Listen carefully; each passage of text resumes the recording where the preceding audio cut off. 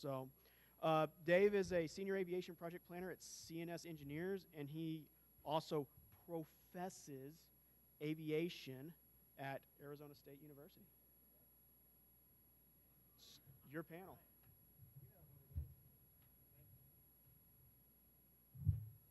Thank you, James. As James mentioned, our session this afternoon right after lunch. So thank you, everyone who has made it. I expect we'll see some other folks trickling in as well. Forward-looking sustainability. We have 3 panelists with us today. We have Bree Taylor from Sacramento County Airport Systems. We have Marc Silverstein from Clark County Department of Aviation right here in Clark County, Nevada. And we have Victoria Way from the FAA as well, from Airport Planning and Programming. So with that, each of our panelists has a presentation. We'll follow that up with a Q&A session at the end. And let me go ahead and introduce our first speaker, Bree Taylor. She is an airport planner at Sacramento International Airport, where her primary focus, Sacramento International Airport, where her primary functions are to coordinate the sustainability programs and activities for the airport, manage the noise programs for the 4 airports in the Sacramento County Airport System, and oversee air quality regulatory compliance functions. Prior to becoming an airport planner there, she was the noise officer and originally joined the airport system in October of 2007. Before joining Sacramento International Airport, Ms. Taylor was employed with Lockhart Corporation as a service delivery manager and Langevin Brown as a systems analyst in the Chicago O'Hare Noise Office. Ms. Taylor earned her bachelor's degree in business administration with a major in airport management from the University of North Dakota. Ms. Taylor has also obtained her AAA CM designation, is on the boards of the R Street Sacramento Partnership and the 50 Corridor Transportation Management Association, is the current and past chair of the Breathe California Clean Air Awards Luncheon, and in her downtime, as if it sounds like she has any, volunteers with the Pitbull Socialization and Obedience Crew, dedicated to bettering the lives of pit bull type and other large breed dogs during their stay at the Sacramento County Animal Shelter. Thank you, Bree.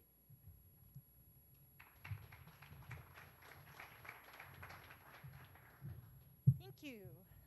Well, I've been asked here today to talk to you about forward-looking sustainability and to share with you some of the things that we've done at Sacramento International Airport, and to also talk about some of the challenges that we've faced and the issues that we've overcome or haven't overcome, as the case may be. So before I even get off the title slide, I'm just going to come barreling right out of the gate with our very first issue. Most people really don't know what sustainability is or what it's come to represent. A colleague of mine at another California airport did an informal survey of the employees at that airport and asked them if they had any idea what sustainability was. And about 40% of them said they kind of knew what it was, but most of them just thought it was recycling. So, okay. Am I not pointing in the right? What is sustainability? At its most basic, it's simply the capacity to endure or continue. And then in the 1980s, the United Nations formed the Brundtland Commission, and they were tasked with defining sustainable development. And they defined it as meeting the needs of the present without compromising the ability of future generations to meet their own needs. Fast forward about 25, 30 years to today, and these models have come to represent what sustainability truly is. You'll often hear it referred to as the triple bottom line, or for those of us who forget things and like things to be super easy, it's about people, planet, and profit, because that's pretty easy to remember. So if you look at the diagram that has the social, environment, and economic, that's one of my favorite diagrams to really talk about what sustainability is, because it can't just be something that's economically viable, it can't just be something that's environmentally bearable, and it can't just be something that's socially equitable. It has to be all of those things, and where all those things meet in the middle, that's what's sustainable.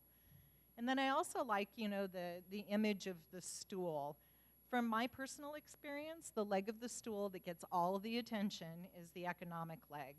And the leg of the stool going, Marcia, Marcia, Marcia, economic leg gets all the attention, is the social. That's the one that's most often ignored. So that's great. We're talking about sustainability, that's great, but we're airports, and that definition doesn't really work for us. We need a definition that also takes into consideration operational efficiency, because if it's not operationally efficient, you can't run your airport, and it doesn't matter if it's sustainable or not. So, I don't know how many of you are familiar with the taxi bot, but I'm putting it up here not because it's something we're considering doing at SMF, because it's a really good case study to try and define what sustainability is versus what the EON's definition of airport sustainability is. The taxi bot is this hybrid electric vehicle that hooks up to the aircraft, and then the pilot drives it out to the end of the runway, and then it disconnects. So by doing that, it saves a lot of fuel in the taxi in or the taxi out. It also really reduces the risk of foreign object damage. So if you look at that from using the three-pillared approach, it reduces emissions. So therefore, it's good for the planet, and it's good for people breathing the air. So people, planet, check. Profit? Well, these things cost, if the internet is to be believed, somewhere north of about $1 million. So they're super expensive. But I imagine there's some sort of ROI that could be made there, because maintenance for foreign object damage is really expensive. And you know, fuel prices go up and down. When fuel prices are high, that taxi burn, that could add up to quite a lot of money. So just for the sake of argument, we'll stipulate that it's meeting the profit portion. So is it sustainable? Well, looking at that way, yes. Is it operationally efficient? Where now we have to apply the EON's definition. Well, when you disconnect it, that takes time. And then when you connect it back up when the aircraft is landed, that takes time. So that time is adding on to the whole entire taxi in and taxi out. Is that operationally efficient? During peak travel times, no, it's not. So you would probably look at that from the operational, though there was one more thing that you also have to have a place for the taxi bot to taxi out and pick up the aircraft or taxi back where it's not conflicting with aircraft. So from the operational efficiency perspective, there's still quite a few things that need to be worked out before airports could give the taxi bot the stamp of sustainability. So what does sustainability look like at Sacramento International Airport? Well, it looks like resource stewardship. In 2012, we came up with a resource stewardship mission statement, and our mission is to conserve resources for current and future generations by operating in a cost-effective and efficient manner that minimizes our operating impacts on the environment. You know, some of you are probably thinking, Bree, you just spent a full 5 minutes defining sustainability, and now you're going to call it resource stewardship. What the heck is up with that? Well, at the time when we adopted this resource stewardship mission statement, there were some of our decision makers that were really concerned that sustainability was a buzzword or a fad and wasn't going to be around. The fact is that they were just really more comfortable with the concept of resource stewardship. But if you look in the resource stewardship mission statement, people, check, planet, check, profit, check. So it really is pretty much the same thing. Back 4 years ago when all of this began, I know I would be talking about sustainability to managers at the airport, and a lot of times the looks on their faces were not quite what I imagined they would be. I kind of, in my head, I gave them those little cartoon balloons that you get in a cartoon or a comic strip, and I'm like, why do you have that expression on your face? Well, this is why. This is what they were thinking. They're thinking, you, my dear, are a hippy-dippy tree-hugging green. They didn't really know what sustainability meant, and so this is what they were thinking of. They weren't thinking about the profit or the social component of it. So we also came up with a resource stewardship policy. I'm not going to read through that. If you would like to marvel at our wordsmanship, this presentation will be available for you later. What I'd like to point out here is that we've really focused in on these 6 focus areas. And so we've systematically gone through most of these and tried to attack each one of them.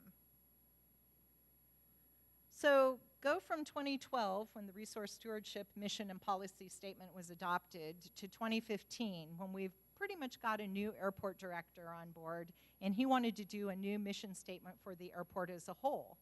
And you could see 3 years have gone by, people are starting to understand what sustainability is, and the airport director gave us the green light to put it in the mission statement. And this is how he defines being competitive, and that's super important.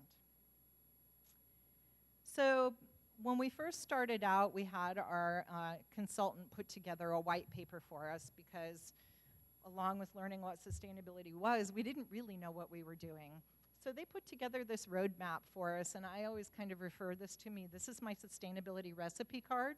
So every time we try and hit one of these focus areas, I go through this particular process.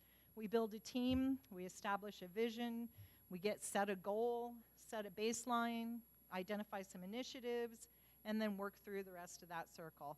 This one diagram I have used over and over and over again and found it to be a really successful process. So now I'm going to start talking about each one of those focus areas, and the first one and the low-hanging fruit is energy usage. So we put together an energy stewardship working group, which is our team.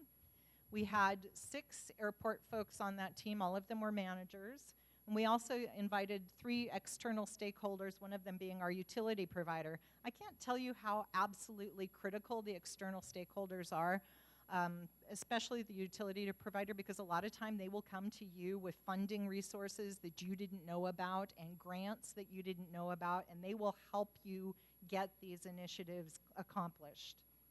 And we came up with a goal. So our goal is by 2020, we'll reduce our airport system non-renewable energy usage by 15% over 2012 levels. And then we went on to define what energy was. We also had formulated a policy statement and a policy checklist. And the key lessons learned here are you have to have a champion at the senior management level or you never, ever, ever get anything done. Thankfully, we did.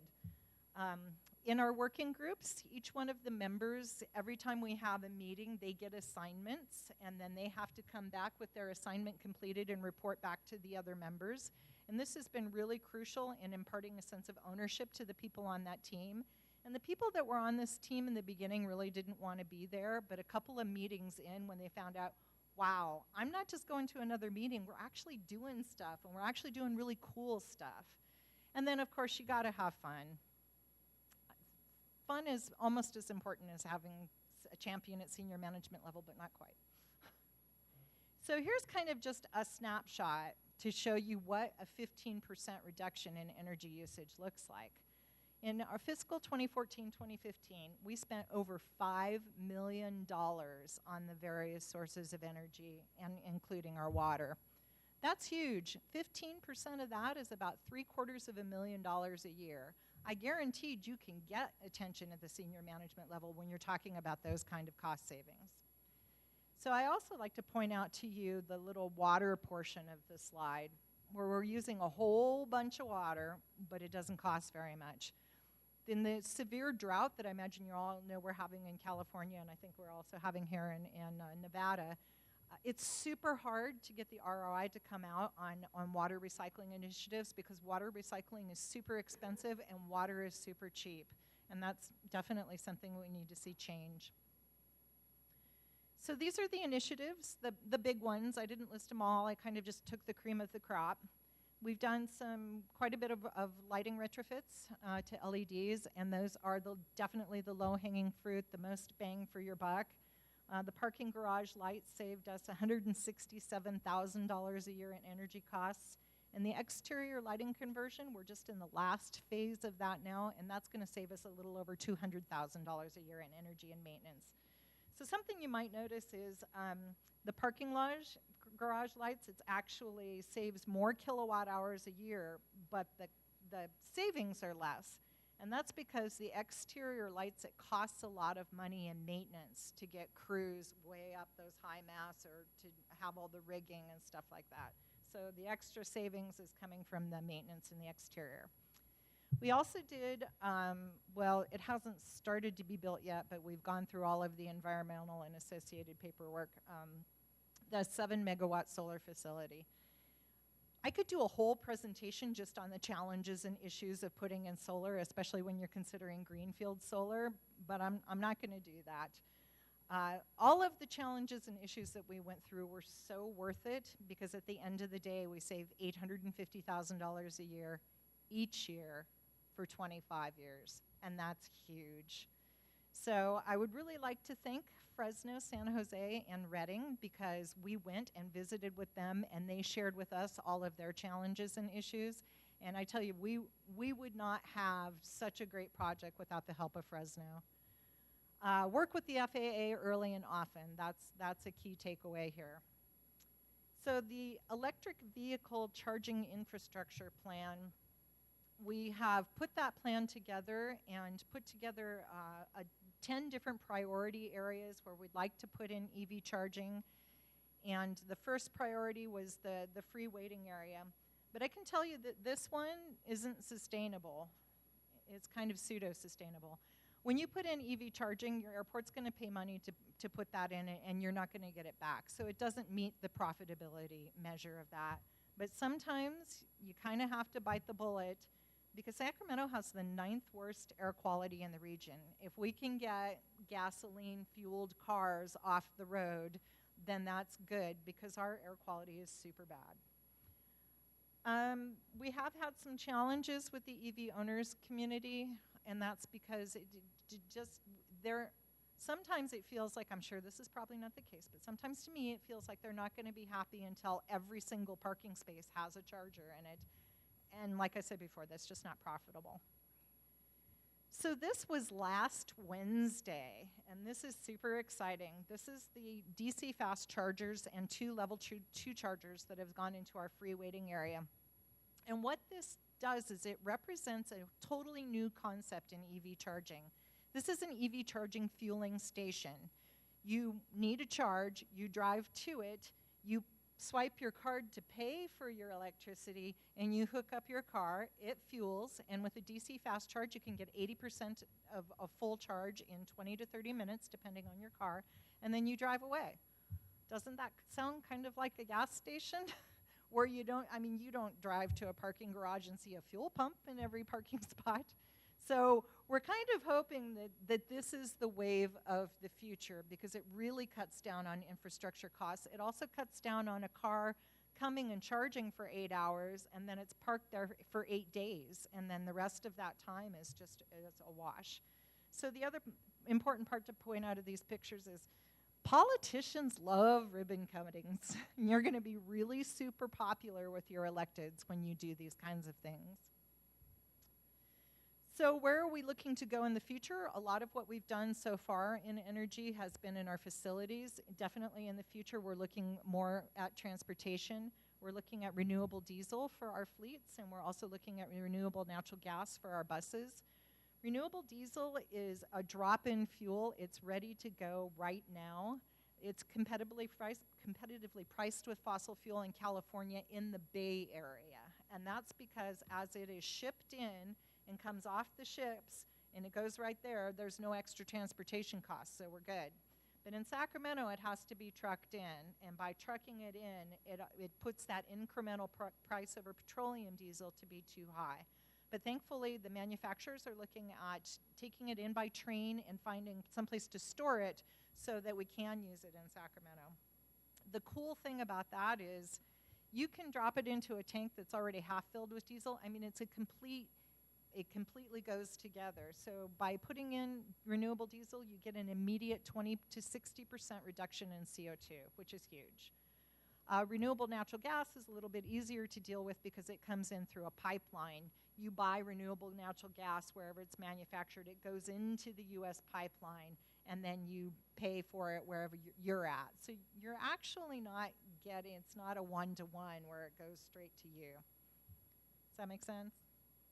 Yeah, okay. And then the other thing we're looking at doing is net zero buildings. As we start to build buildings, we want them to all have enough renewable energy for the amount that they consume. So this falls under the categories of some days it does not suck to be me.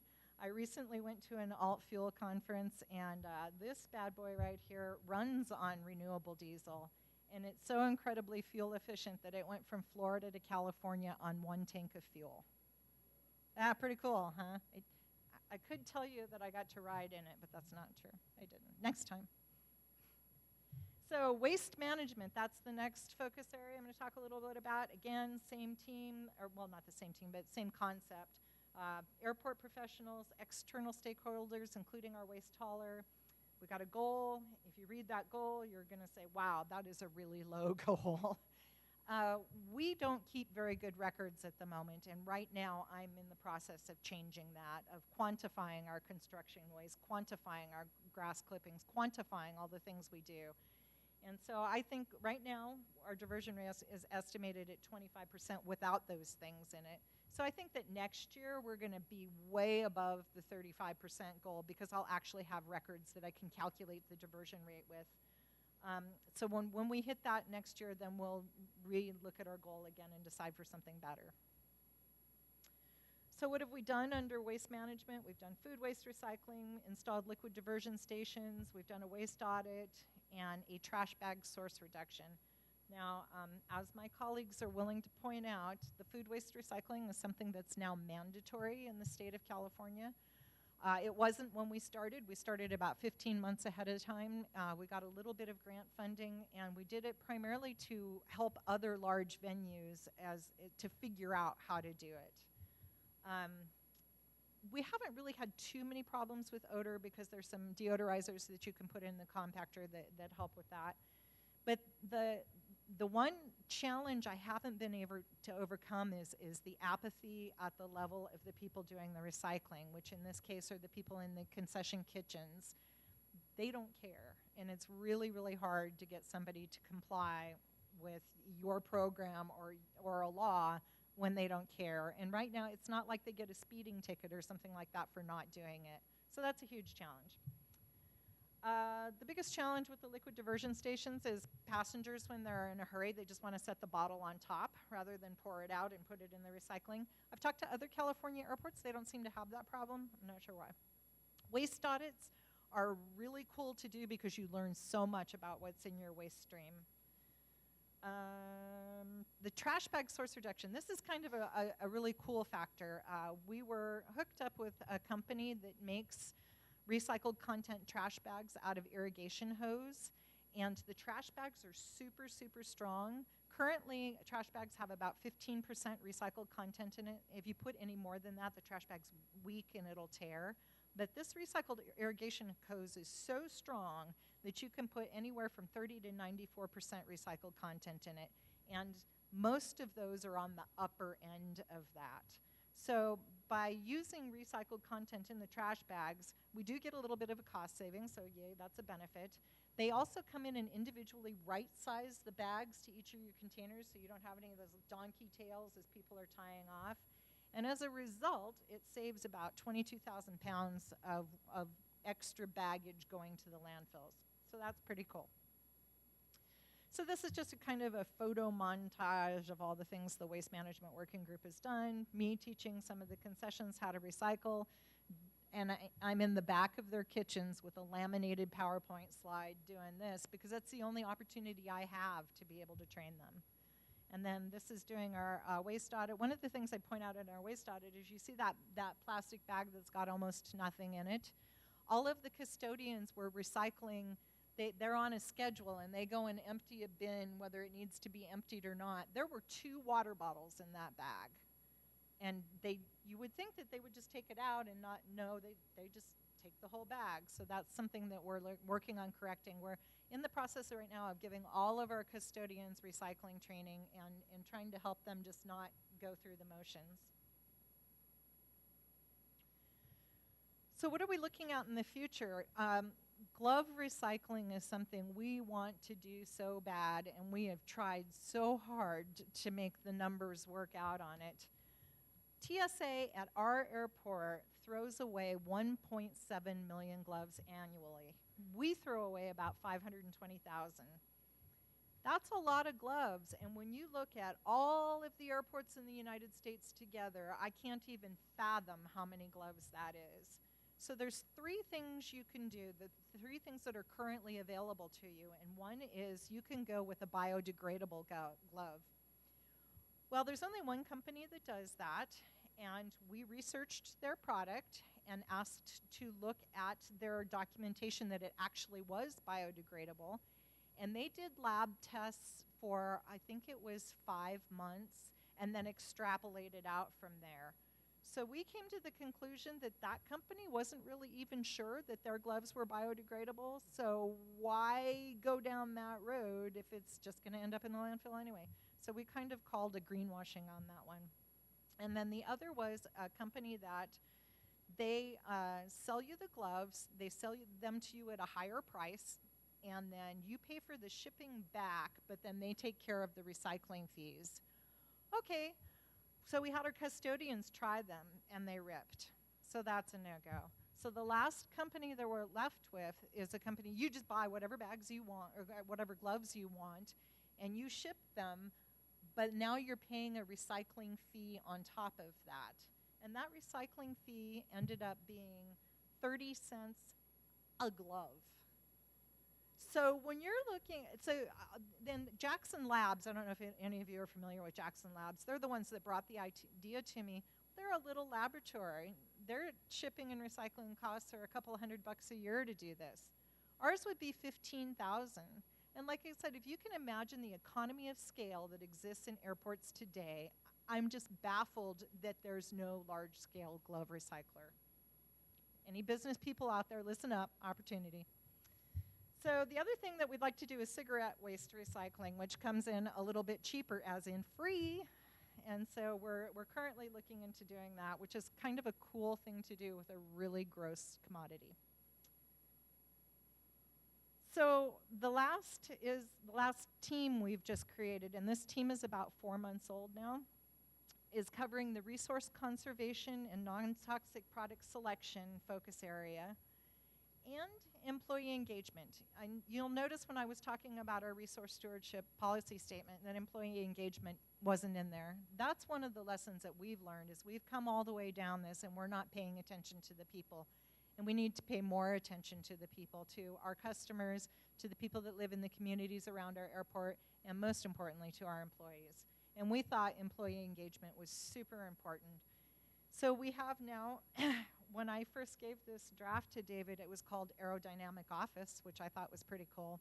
But they decided that we're not just talking about the office, we're talking about all the employees everywhere throughout the airport. So they chose Wings Go Green. So they've been that for 5 days now and for here on out. So we formed 3 subcommittees, and they will be taking on each one of those tasks. So we're really excited to get the ball rolling here. So because this team hasn't been around for very long, there's not a lot of initiatives that they've done.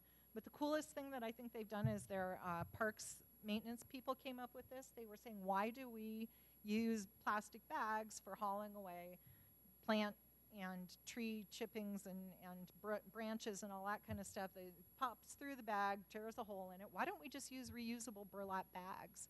And so we asked them for this initiative, and then we went up and met with our group. Well, while we were off meeting with our group, they went and did it, which I think is great. So immediately, employee had an idea, it was a great idea, it was immediately implemented. Recycled paint is another good one. I probably take too much time to explain how that works, but basically you just buy a can of recycled paint and it's half the price of regular paint and it works just as good. So we are.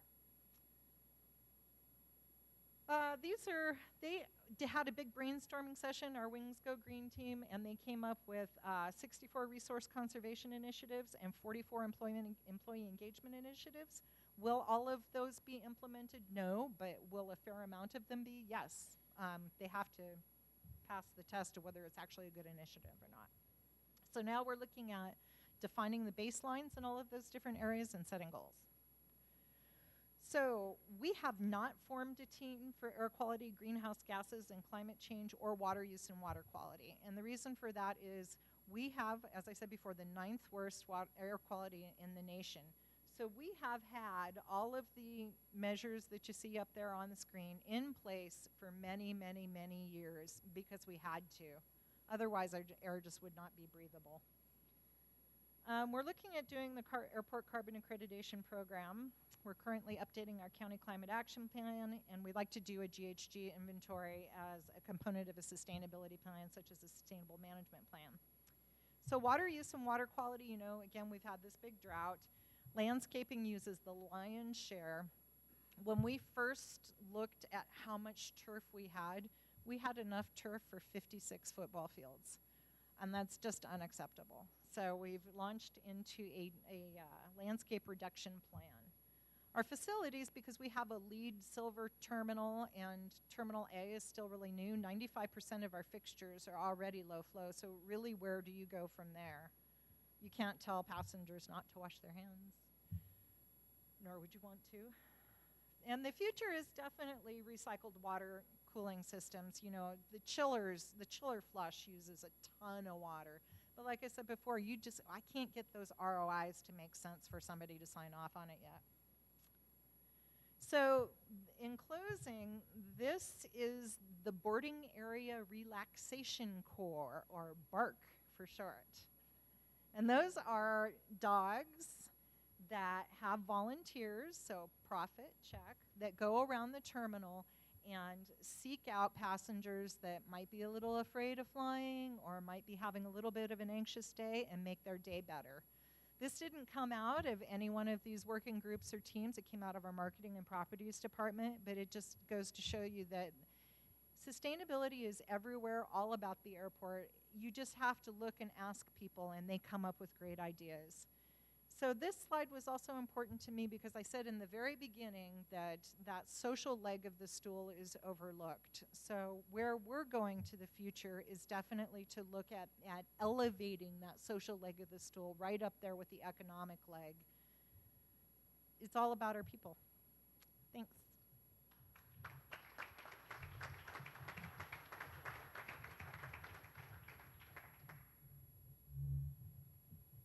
Thank you, Bree. We're going to go ahead and continue on with the presentations, and we'll take questions at the end.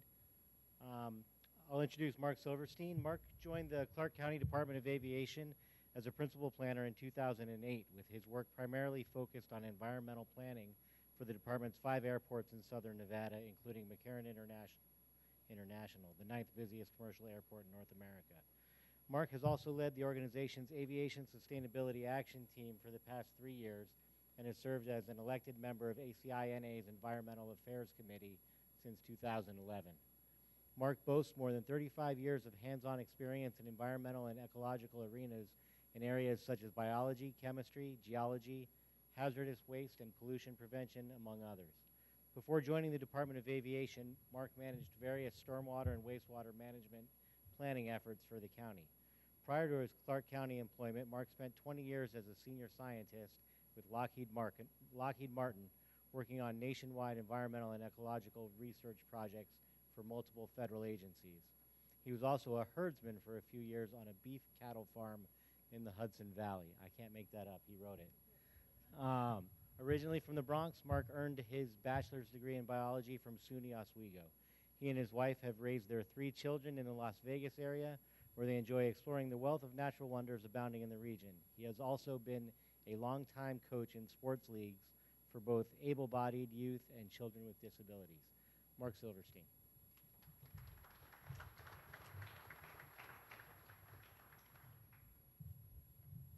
Good after lunch, everybody.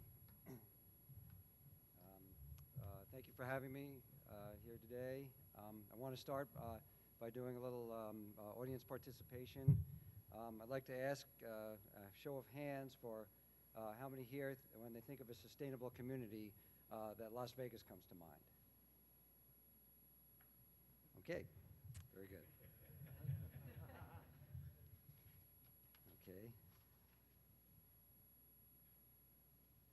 Okay, the Clark County Department of Aviation is a department within Clark County. And just some fast facts about the county. It's about the size of New Jersey. Most of the land is federally owned in the county as well as the state. 70% of the population of the state is within the county, most of that within the Las Vegas Valley. And Las Vegas is the driest large city in the country. And this will give you an idea of our facilities. From the southern to the northernmost airport, it's about 70 miles in between. And we've got McCarran, Henderson Executive, North Las Vegas, and Dean Sports Aviation Center, and Overton. And we also have a rent-a-car facility. Wrong way. So this will give you an idea of where LAS fits within the community. In 1950, there were about 50,000 people in the valley. Now there's 2.1 million, and you could just see by this graph how the city has grown around McCarran. And currently, about 45 million passengers coming through McCarran. 2015, ranked 9th in North America in passengers and 8th in the world, I'm told, in aircraft operations, and about half the visitors that come to Las Vegas come through McCarran. Okay, Bree gave a nice description of sustainability. Ours is a little bit more basic. It comes from the FAA's website. It's basically the same three parts of the stool: environmental impacts, economic growth, and social progress or the community. And I want to point out that it's in a way that's consistent with the needs and values of the local community. So that's their website for the FAA. Okay, so who's responsible for sustainability at an airport? Well, it starts with management. They have to be committed first and foremost, and that has to trickle down to the rest of the organization. And each employee plays a role in sustainability, but they have to know, have to have an idea of what that role is. So it helps for them to know where they fit within the organization, what their role is within the airport, and then that will help them understand, how they can be more sustainable. And when they see something with some ideas, that they can then communicate that back up the chain and suggest improvements. It helps to have a sustainability committee that should be representative of the functional groups across the airport, but it should not be a committee of the short straw. And what I mean by that is that someone from your division or your department you send because no one else wants to go. It has to be someone that understands their division or department and that can communicate the committee's what the committee comes up with to the department, and then back down ideas from the department back down to the committee. And so the benefit of that is the employee has ownership and participation and improves their morale, and the management is infused with ideas that may come from unexpected sources. And then ultimately, hopefully, the airport realizes operational improvements. So at the Department of Aviation and at McCarran, we had a recycling committee for many years. And 3 years ago, as David had mentioned, we had formed the Aviation Sustainability Action Team, but everybody kind of still knows it as the Recycling Committee. And so it's up to the committee and the department as a whole to communicate what sustainability is. And our team is composed of a spectrum of representatives throughout the airport, the different functional groups. And the first thing we had to do was try and define what was already in place. There's a lot of sustainable things that we do, but it was never defined in that way. It was never couched in that way. So we had to evaluate the processes and operations at the airport. And from there, we started to look at the operating documents, tenant improvement manual, contract language, and purchasing specifications and things like that to see what was in there that was in the sustainable vein and what might be able to be changed to make those operations more sustainable. And then we vet these new ideas and we send them back to management for their consideration. The challenge is in developing a department-wide traction, as I was saying, so that we're not just talking as a committee to one another about things we should do. It needs to be communicated out from the committee and then back to the committee. And then with respect to like tenants, if you wanted to put something in a lease, let's say, you want to evaluate whether you want to encourage something or require something. That might take legal considerations if you want to require something over what a lease was or what a process was before. So as I said, when we got started, we came to find out that we already had many sustainable elements in place. And others might just take some tweaking in order to move forward. But as Bree mentioned the term greenwashing, that was something we were mandated not to do. And if you've never heard the term greenwashing, there are many definitions out there, but basically it's attempting to make people believe that your organization is doing more to protect the environment than it really is. You want it to be real and something that has meat on it and not just something that you say you're doing. So the three legs of the stool, one is economy. Our community's primary industry is tourism. So it's not really a hard sell for our community to know, to sell to them that our airport is vital to the economics of our community. So that's an easy sell. There's a quote here, I won't read it, from an ACI report that kind of substantiates that. Then the next aspect, the leg of the stool, is community or social responsibility aspects. And I won't read this, the laundry list of things that McCarran and the Department of Aviation is doing, but we've started a McCarran Community Enrichment Team. They're reaching out to the community in various levels for various programs. And from what I'm told by the manager of this program, the team, that it really energizes the employees that participate. They're finding out that volunteering, giving of themselves, they get more back than they give. And sometimes they make it a family event. They bring their children. So they're finding it has benefits on multiple levels. And then, so then we have, that's the Department of Aviation community involvement. And then there's Tenants Outreach. So most tenants and vendors and carriers have their own corporate sustainability programs and missions. So our challenge is how do you merge the corporate and airport sustainability missions? And so with that, I want to, Wes, hit it. Is food donations from host. Hopefully this works.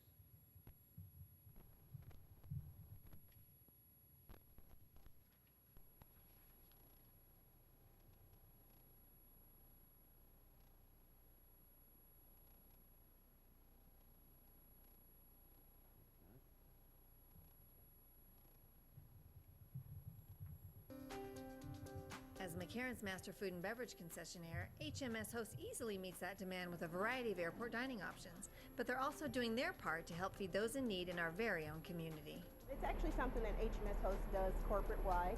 For HMS Host, this is important to do. It's a way that we can give back to our community. Monday through Saturday, a refrigerated truck from the Las Vegas Rescue Mission pulls up to the loading docks at McCarran. They're here to collect packaged food HMS Host didn't sell at its airport concessions. Well, there's two things. One, it prevents waste, and that's just good for the community as a whole. But maybe more importantly is the type of food that's donated. Because it's perishable, it's fresh produce. Those are things that are very difficult for us to maintain the kind of inventory to be able to supply for people. Items include wrap sandwiches, prepared salads, packaged fruit, and other items that can no longer be sold to airport customers but are still fresh and healthy. And so the for-profit world working with an organization like us and saying, let's share in this together to make our community a better place. That's incredibly important, and we're so grateful to have that. But on a practical basis, when you serve 1,000 to 1,200 meals every day, from lunches to a community meal that may see as many as 750 to 800 people come in just 1 hour, the resources to be able to adequately feed are so important. Would you like salad? Yes. You want dressing on your salad? Yes. The value of that to be able to provide for people who otherwise may go hungry is so essential, and is such a huge help for us to be able to do what we do each day. In my situation right now, there would not be a lot of options for me. I needed the help they provided. Whatever is donated through the community and through McCarran also is hugely beneficial. It's given me the new edge I need to have vision for the future for myself, to continue in it and be successful. The daily donations help feed community residents in need, prevent food waste, and divert refuse from the landfills. And that's just one more way McCarran is growing green.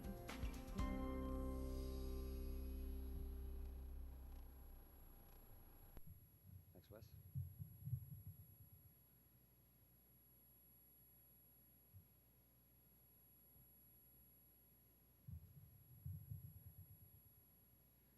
while this is loading up. So then that's the community leg of it. We're very proud of what Host is doing. But how do you merge that with the Host mission with the airport as a whole? That's a challenge that we're going to work on. And so let's get on to the environmental leg of the stool now. And maybe 1 second.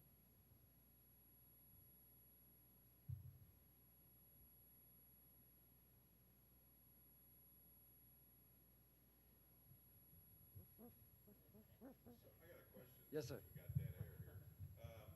On the enrichment team, you had one of the listed there as Clark County elections. Explain that. Oh, well, the county workers go and volunteer for the at the polls for the primaries and the general elections every year. Thanks. Okay. I was curious how it was consistent. Yeah. Okay. Well, I'm glad you read the slide.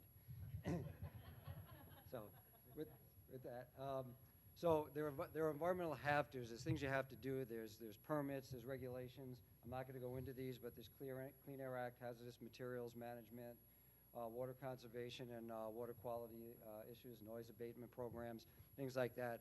That it's good to let your community and know that you do these things, but they're just what I call the have-tos. Then there's things you don't have to do, and in our community, at this point, you don't have to recycle, but we do.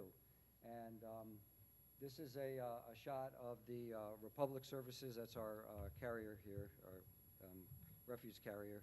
They have, in last fall, opened up what they claim to be the largest residential recycling center in the nation.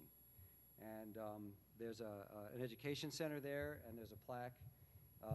In their education center, there's about 10 or 12 entities within the community, and McCarran is one of them, and it just documents the fact that McCarran recycles, and it has been recycling for quite some time. And what does McCarran recycle? Well, many things. Again, I won't go into the details of this. I will talk a little bit about asphalt millings later. But some of the recycling we get rebates on, and some of them are donations to Habitat Humanity, the Blind Center in Nevada, and other worthy causes. Okay, Bree talked briefly about water. Water has been a big issue. Water conservation has been a big issue in our community for quite some time. And for example, some of you will be going to Terminal 3 for a tour on Wednesday, I believe. And if you look around, I won't go into the details of the slide, but there are 32 acres of land that were landscaped around Terminal 3. It's all drought-tolerant plants, and it saves a huge amount of water versus sod, turf, or various other kinds of, quote, desert landscaping, oasis-type landscaping. So we've gone completely xeriscape. And Terminal 1, well, let's get back to McCarran's land itself. There's 2,800 acres, and we began removing turf in 1996 before the drought. And we just removed the last 5 acres last year. That was by Terminal 1 as you entered. And so there's not only water savings, there's cost savings, savings from maintenance and landscaping. There's air quality benefits as well. There's a lot of benefits to it. And we're a partner in the community with the water conservation efforts that are going on throughout southern Nevada. And one other aspect, indoor water use, we have low flow fixtures at the terminals, but we don't have no flow fixtures at the terminals. There's a gravity aspect of it that I won't get into details about here, but you can use your imagination. So, all right, some example of Airside resource savings. We've got gate preconditioned air and electrified gates at all the gates at McCarran. That saves on APU running, APU maintenance for the airlines, and fuel savings for them, and reduces air pollution, emissions by the running of the APUs. And with respect to hydrant fueling and vapor recovery, we have what would be, I guess you could call it, a gas pump at every gate. So they refuel the planes there. That saves on fuel trucks running around. It saves on spillage. It saves a lot on a lot of environmental applications, and it's a benefit to the airlines as well. Then a couple of innovative programs that the airport has undertaken. We have a really forward-thinking terminal operations group, and one of the things they've done is they've enacted first in a pilot program and then full-on this Hydris system. It's an Eagle Labs company, and basically what they do is they have these tablets, and it can actually create cleaning solutions that can work for disinfecting airport the bathrooms. It could work for window cleaning and floor cleaning as well at different concentrations, and that saves a lot on shipping costs of the materials and the containers, and it's not as it's safer for the employees. It's non-toxic to the employees. The other stuff they had to wear PPE, personal protective equipment, when they mixed it up. Now they don't have to. Another one on the outside is when we do our repaves on the runways and taxiways. There's asphalt millings that we take. We repurpose by milling it and then spread it as a dust palliative on our barren areas. And a lot of you are in arid regions, you know about needing dust suppressant. And in the bottom corner there, it's hard to see, but that's North Las Vegas Airport, and that's them folks spreading the millings on those open areas at the airport. So that saves on us needing water for dust suppressant, and the need for palliatives, and the need to haul the asphalt somewhere. Another project that we worked on, this is also in North Las Vegas. We actually have a reserve on the North Las Vegas Airport. It's 104 acres for the rare plant, the Las Vegas bear poppy. The airport worked with the city of North Las Vegas, the Bureau of Land Management, and the Clark County Desert Conservation Program to preserve that land for this endemic rare species. Okay, so my most favorite sustainable revenue generator that I'd like to tell you about is we have a concession that generates $26 million worth of revenue with almost a zero carbon footprint.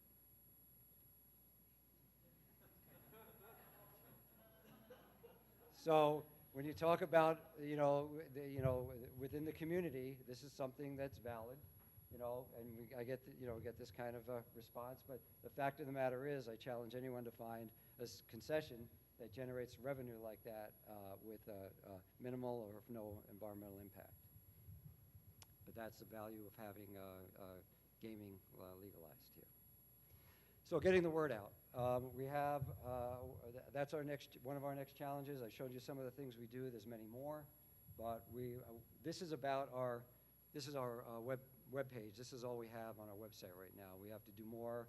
We're working on making it more accessible, getting on McCarran.com and social media to get the word out. There's a lot of, you talk about the millennials, and other folks, people from overseas, Europe and other places that expect certain sustainable practices, and when they come here, if they don't see it, it doesn't bode favorable for the community or the airport, so we want to get the message out. And with the paucity of hands that were raised, I want to just point this out. The city of Las Vegas is looking to be a net zero city. There are 3 cities in the Las Vegas Valley: North Las Vegas, and Henderson, where we are, and then unincorporated Clark County has the rest of the population. So the city of Las Vegas has got an aggressive sustainability program. And a couple of examples with the MGM Resorts and Caesars. They also have aggressive sustainability programs. And so what can McCarran do that can help get that word out, both for what McCarran does and what the community's doing? So here's one example of a community-wide program. I call it the Las Vegas strip mining. A lot of the implosions you might have seen or read or heard about imploding these resorts and casinos to make way for new projects. Well, a lot of the rubble has been repurposed for the Las Vegas Wash, which is the waterway that takes the the runoff from Las Vegas down to Lake Mead and then down to Arizona and California to the through the Colorado River. So they've used those building materials as bank erosion control, and you can't see it on the map here, but the dots show all the different casinos and resorts where their rubble has gone instead of being landfilled. So forward-looking regional sustainability.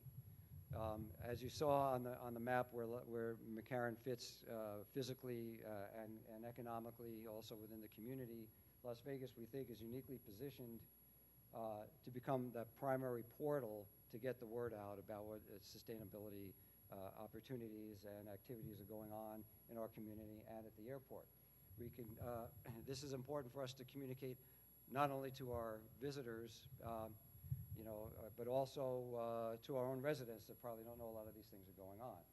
And possibly we can do this, think about it through messaging, signage, and kiosks and things inside the airport, through the social media that I mentioned, and promoting the eco-tourism opportunities, which there are a plethora of here. If you get off the Strip, there's an amazing number of outdoor activities you can do here. And then there's something called Green Chips. I don't have the website here, but it's actually an organization that brings businesses, NGOs, and governmental entities together to talk about and to develop a stronger sustainability message. If you get on, I think it's greenchips.org or something to that effect, you could find out about it. But if we had something at McCarran that gave people that information to know to go there, they'd be able to find that out for themselves as well. Other forward-looking sustainable projects we're thinking about at the McCarran is like expanding our recycling. You can always do more. There are some things we don't do and some things we are looking into doing better. We want to be able to capture the things we've done in the past so we know where we've been as far as the metrics of our, whether it be energy savings or water savings or recycling amounts. So that's something we want to do to create a report on that. We've got a lot of air quality activities we could do, including our fleet mix, our surface traffic fleet mix. Work on something called the Airport Carbon Accreditation Program. It's a worldwide program that North America and the United States is only beginning to touch on. A few airports are doing it. And we're looking at something called the green wall or indoor farming to have these living walls of plants, or there's actually an outfit here in town called Indoor Farms of America, and we're looking into working with them to have some kind of installations at the airport. Energy management, water conservation, I've already talked about. The challenge there is tenant metering. And then also, as I mentioned, the challenge of melding the tenant and corporate airport sustainability cultures together and getting the employees more involved and doing some sustainability training. Lastly, our really long-term sustainability goal is something called the Southern Nevada Supplemental Airport. Some of you might know it or have heard of it as the Ivanpah Valley Airport. It's a new airport being planned between G Nevada and Prim at the California state line. That's for a long-term growth of our airport system here. Something I've worked on actually for the last 7 years, as well as other environmental initiatives.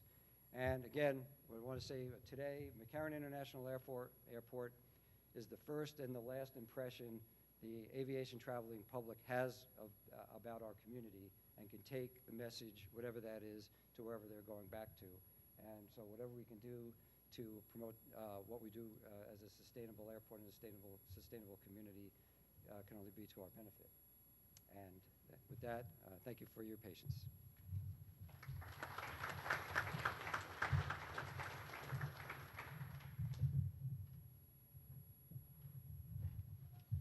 Thank you, Mark.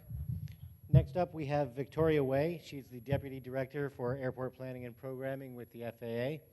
Victoria has over 18 years of experience in the transportation and aviation sectors, including with the DOT and the FAA, as well as 2 private legal practices.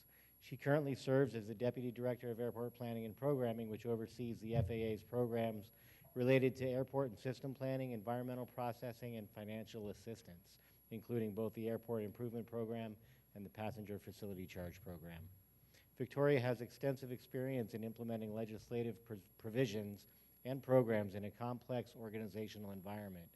She also has a significant background in dispute resolution, budget planning and controls, organizational performance management, and employee engagement strategies, as well as working effectively with oversight and audit agencies. She began her career as a DOT honors attorney, served in the FAA Office of the Chief Counsel, and in the Next Gen Office as the Chief of Staff, and most recently as the Director of Next Gen Performance and Outreach, before joining the airport's office in February of 2015. Victoria holds an interdisciplinary Bachelor of Arts in English and Sociology from Harvard University and a Juris Doctor from Northwestern University. She volunteers her time as the president of the board of directors of an early childhood education nonprofit, advises the board of an agency employee association, and maintains a voiceover business in her spare time. Thank you very much, Victoria Way.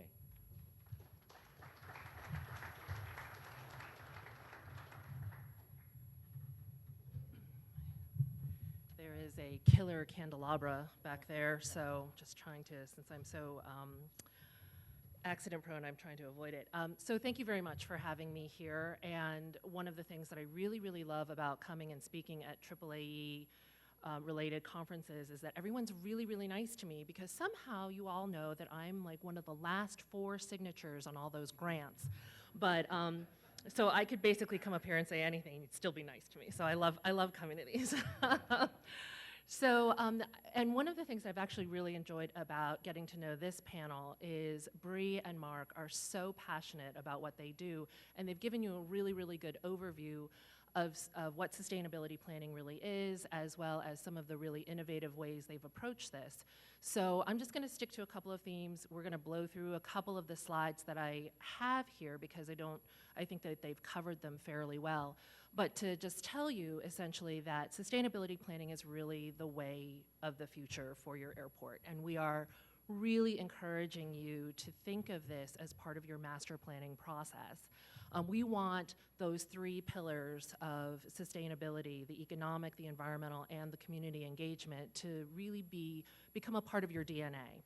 So, and how are we going to help you support that?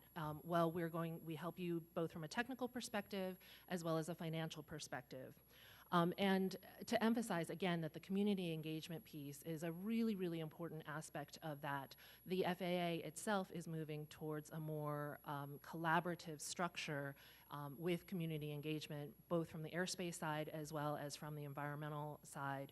And you've seen that I think, if any of you have a Metroplex that's currently in the works, and I think some of you are from the Phoenix area. So we've had a lot of lessons learned in that area as well. So community engagement is really, really an important part of what we're doing. And finally, that we really want to encourage innovation as we support you through the sustainability planning. So what can we do? So again, the goal is to make sustainability a core objective of the airport. We did run a pilot program starting in 2010 that ran for 5 years. 44 grants were given for that at almost $15 million. We did issue some interim guidance with that at the beginning of that pilot program that eventually will be rolled into our master planning guidance, but for right now it's a separate document. And we also did a lessons learned document. All of this is found on our website right there. And I want to emphasize that this isn't about environmental compliance. This is really about what the joke for me in the office with the sustainability folks is, it's about going green to find the green. So they're like, yeah, Victoria, that's not really very funny. So, so overview and we have some resources available for you if you want to learn more about sustainability. The ACRP reports in particular have been very, very helpful. There's a gentleman actually here in one of the exhibit booths for ACRP and the TRB, and I think he has little thumb drives with everything related to airports on it, including these reports. I want to particularly point out the synthesis report number 10, which talks a little bit about the EONS model that, or talks a lot about the EONS model that Bree mentioned, and that again stands for Environmental, Operations, Natural, and Social. And number 66, that was an FAA proposal based upon our pilot program and some of the lessons learned. So, and here are some of the covers nicely stacked for you. There's a website that has been developed, and I think it actually originally started as an Excel spreadsheet, but it lists all of the different sustainability projects that we've had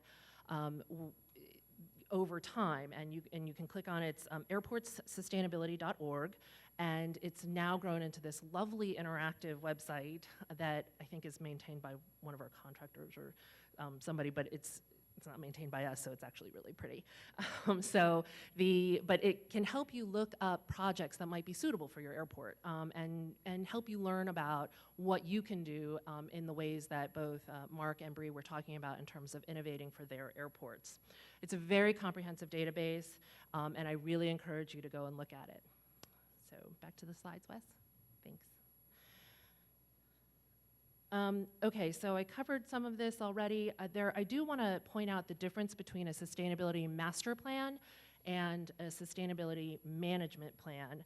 And that is the master plan, that's basically a master plan that incorporates sustainability principles into it, whereas a sustainability management plan or airport sustainability plan is a separate standalone document. We do give AIP funding to both, but again, we encourage you as you go through your master planning updates to incorporate your sustainability planning in that.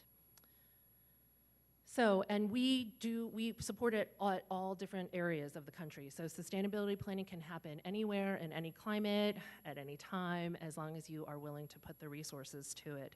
We do recognize that no one size fits all solution is out there. So what's been working, Bree and Mark talked very eloquently about all the hard work that they have done to try and figure out what is the right solution for their airports. And so what might work for them won't work for you, but what will work for you won't work for someone else. But we are happy to examine and support the sustainability planning in all these different locations. So what are some of the sustainability plan components? I'm not going to read this to you because you can all read and you're getting the slides later. So, but you can pick and choose. You have a lot of latitude in how you approach this. And I think that we saw some of that, again, in the initiatives that Bree and Mark were talking about, the taxi bot and the glove recycling, I think are some really, really encouraging ways to go about this. But you can essentially choose how you want to build your sustainability plan. This is your sustainability management plan, the standalone plan. And I think this has been one of the most interesting parts about this, is that from the pilot program, we actually did a lessons learned report after a couple of years. And so we have actually seen that we've had a lot of positive effects, and that sustainability master plans are more challenging to prepare. We understand that, but they actually give you a better ROI as well, and they are ultimately more successful because of this I can't point to anything, but this middle bullet, the leadership, support, and stakeholder engagement are critical. Both Mark and Bree pointed out that you needed to have top-level management support, and that's you guys. Yeah, so you really need to be behind this kind of planning. And again, it is the way of the future, so get on board.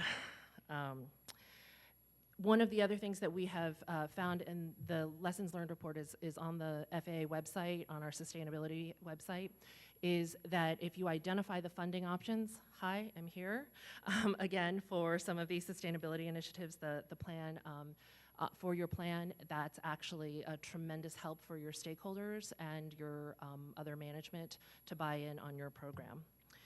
But this is also the opportunity for you to manage community expectations, because what people hear, what your community will hear when you say you want to reduce airport noise is they hear eliminate airport noise. When you say you want to reduce emissions, they hear you're going to eliminate emissions. And this is really an opportunity for you to start setting some expectations from your community about what can really be done and what you're willing to do with their help. And it's also a place for you to innovate, to see about what the particular needs, again, of what your airport are. You know, you may have many, many more glove recycling issues than Bree does, but you may be able to find a better economy of scale, which then Bree can take and put in at Sacramento. So, but I really encourage you to look at the Saga database, again, to figure out what works for your airport and how that's going to relate to other things like your O&M as well as your capital investment costs. And there's also some information there about the relationship to other environmental mandates you might have, including the recycling plan mandate that came out in, I believe it was 2007 or 2012, one of the last couple of reauthorizations. And then here are some suggested ways that you can integrate this into your master planning. These are opportunities for you to integrate into the different phases of your master planning, as well as, again, the crucial part is to become involved with your community and get them in as part of your work groups, as part of your exploratory teams to figure out when, how, and what you're going to do. So I'm just going to quickly just pass through some of these slides because they're just suggestions for where you can integrate into your master planning. Okay, so some typical sustainability categories. I'm actually not even going to go over this because Bree and Mark spoke so eloquently to this. I couldn't even possibly begin to tell you what they have already forgotten about it. But again, from the key lessons learned, you want to think about O&M, tracking your sustainability commitments. Both Bree and Mark spoke, again, very well to this. In order to continue with sustainability planning, you're going to have to prove your ROI, and the best way to do that is to have a robust tracking system in place for any sustainability projects that you have. So I really encourage you, as you build your sustainability plans, to have, as part of that planning, a really good tracking of the metrics as well. Okay, and I cannot encourage you enough to work with your ADOs and your regional offices. Mike Williams is here. He had to step out for a meeting, but he is here, and I think Dave Cushing and Jim Lohman are the ADO managers for most of you. They are actually my 3 favorite ADO managers. So they are just terrific, and their staffs are terrific. Lemuel is actually here. You can raise your hand. He's from our Los Angeles ADO. But we are always ready to help you in terms of thinking about and building a sustainability management plan or a master plan. And again, need to encourage you to think, and I think the work group model is actually very good, think these things through from a holistic perspective, because as Bree mentioned, I think Bree mentioned the solar panel issue. We did have one airport that installed 8,000 acres of solar panels, but then they also got dinged for revenue diversion and operational issues. So you really want to come to us first before you make the investment in 8,000 acres of solar panels to make sure that it's not going to run afoul of some of your other grant assurances. Some sustainability plans that had been proposed would have created wildlife attractants, things like that. So again, please work with your ADOs. And even if you're not getting federal funding, we are happy to work with you on these issues and continue to give you our guidance and expertise. So with that, I think we're ready to take questions.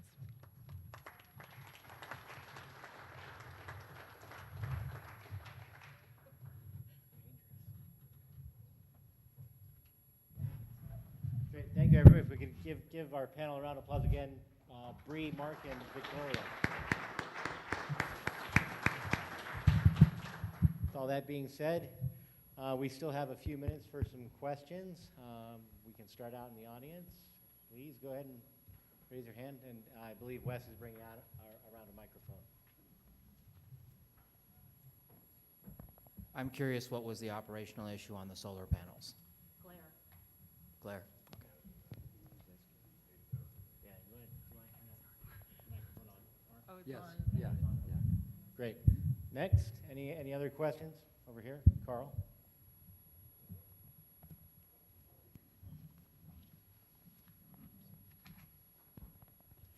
Yeah, I got a question for McCarran. We have the electrified ramp with the GPUs as well, but it's hard to get the airlines to actually switch off the APUs, especially for quick turns. But even we've even encountered overnights. Have you guys written like policies that mandate it, or you just have it available and hope they use it, or what's the best way to make them switch off those APUs for the environment?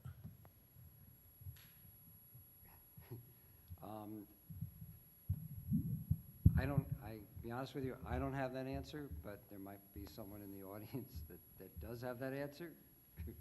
Dennis?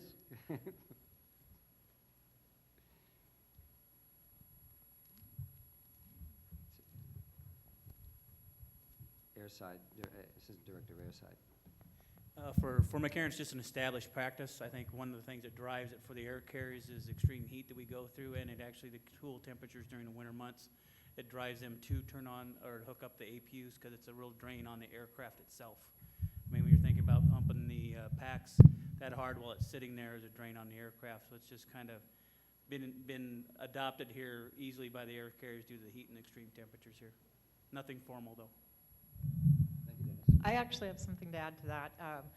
We've had 100% gate power for years, and there was a lot of anecdotal evidence from the air quality regulators that they weren't being used. So one of my colleagues and I went out and did a 24-hour survey and watched every single aircraft pull in, and I think that only 2 aircraft in the whole entire day that we did it did not hook up. And we were talking to the ground crews about, hey, we thought you weren't doing this, but you are.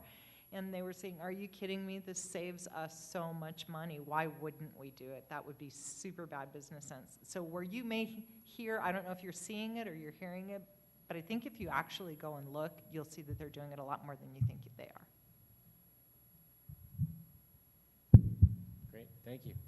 Any other questions out in the audience? I can't actually see beyond this big thing of light in front of me, so if anybody in the back is raising their hand. Okay.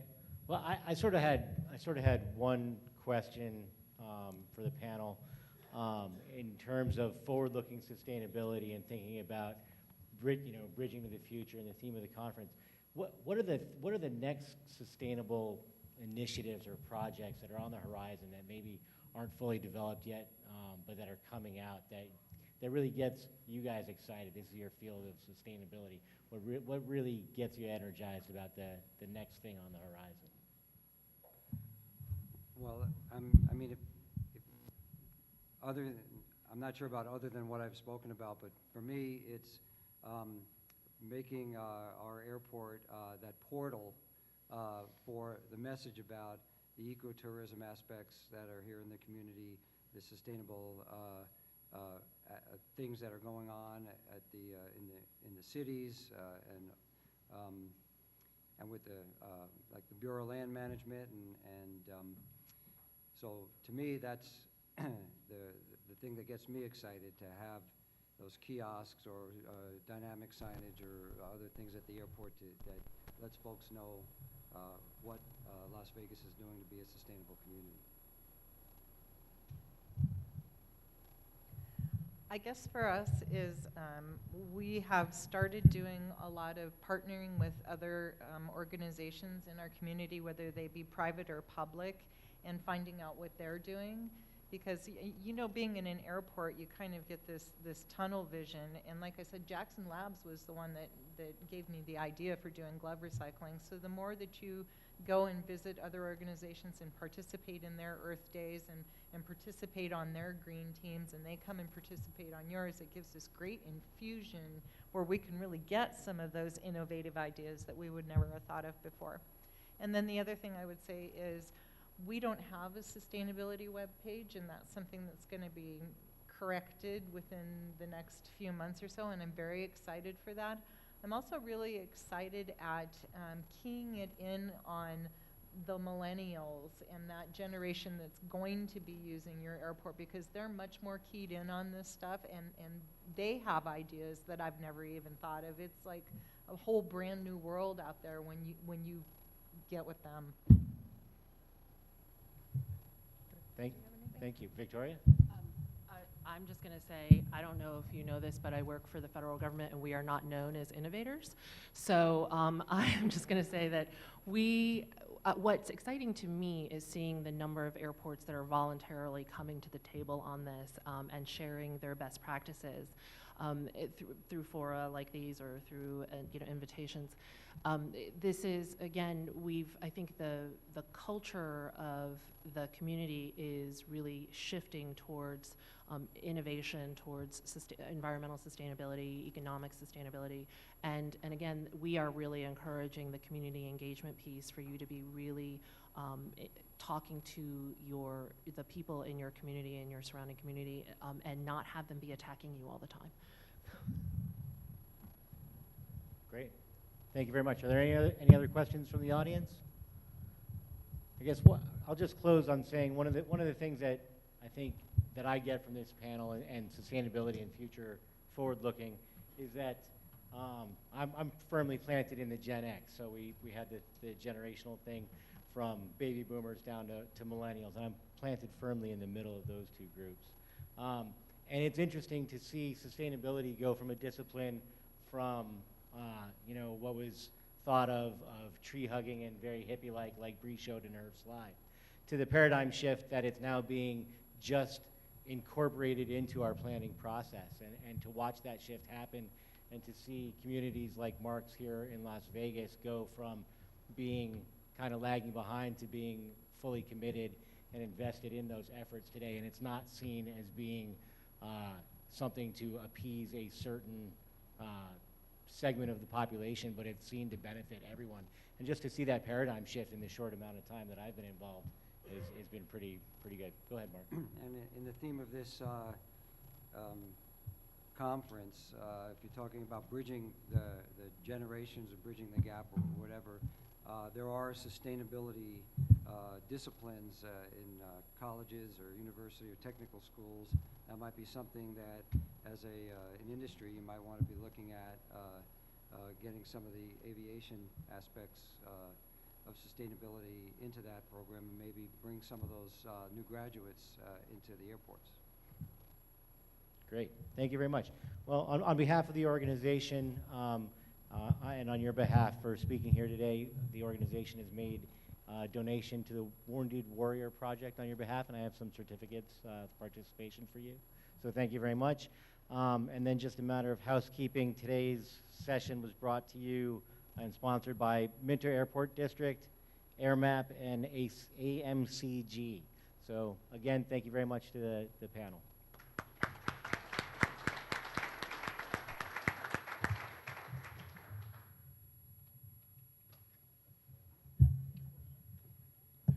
Thank you, David. Just a couple real quick housekeeping items. This is a really good opportunity. If you did RSVP and have a full conference registration, please take this opportunity to go out to